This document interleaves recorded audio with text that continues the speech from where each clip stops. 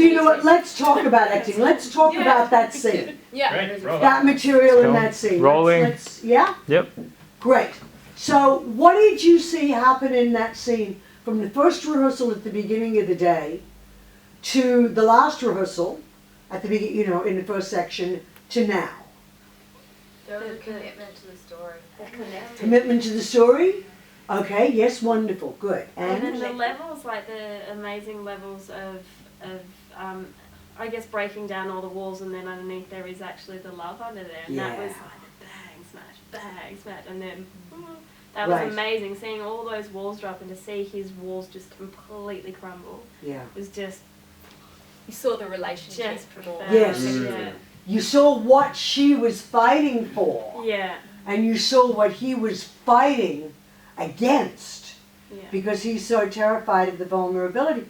Because the truth is, in the play, if that guy could crumble, they'd stay together. That's what she wants, and he can't and won't do it. She wants his vulnerability.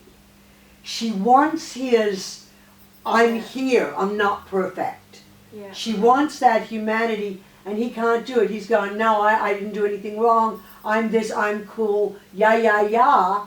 And he's stepping her. He's not going to peel away anything. He's not going to admit how important it is. He's not going to give her that vulnerability. And that vulnerability is our intimacy. Intimacy isn't sex. Intimacy is the willingness to be seen as we are and share that under any conditions. Intimacy isn't this pink, fuzzy sexual thing. Intimacy is raw and messy and exposed and scary. And intimacy is sometimes angry and sometimes feared, afraid. And sexuality is only just a little part of intimacy. Intimacy is that part of letting ourselves be seen and known in everyday life without having to hold it all together and have a big front. That's what she's fighting for. She's fighting to be seen as a beautiful woman, even if she's not typically conventionally beautiful. She's fighting to be seen, and he's fighting against exposing the parts of him that are vulnerable, the parts of him that he doesn't feel fully formed in.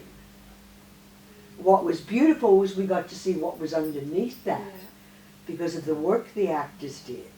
And that's the work that the actors have to do to play roles like this.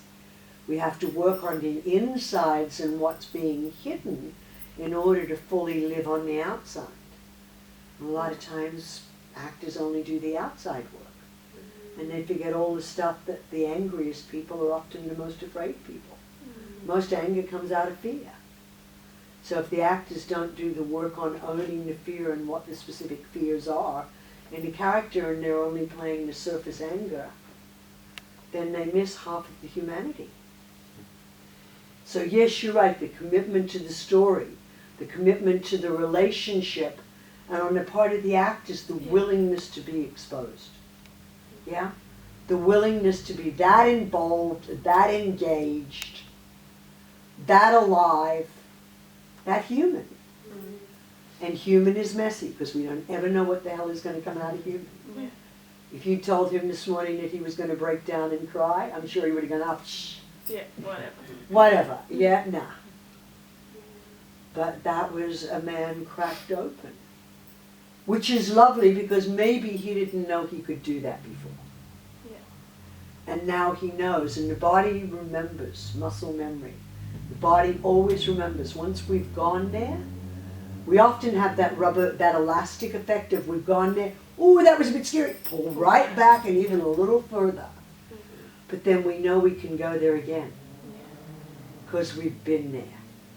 So the body will remember and know how to find its way back there when it's ready to, when it trusts enough.